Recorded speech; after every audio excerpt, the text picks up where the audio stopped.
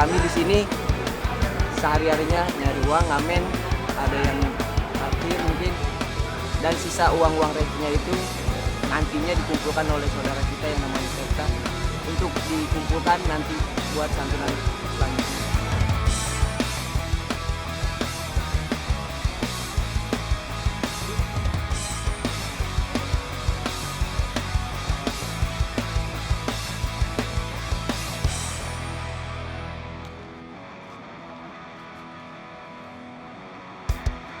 Karena siapa yang mencintai Rasulullah, barang-barang yang mencintai Rasulullah harus mencintai apa yang dicintai Rasulullah. Contohnya Rasulullah mencintai anak yatim, maka kita ya yang mengaku anak yatim, maka kita yang mengaku pecinta Rasulullah, kita harus mencintai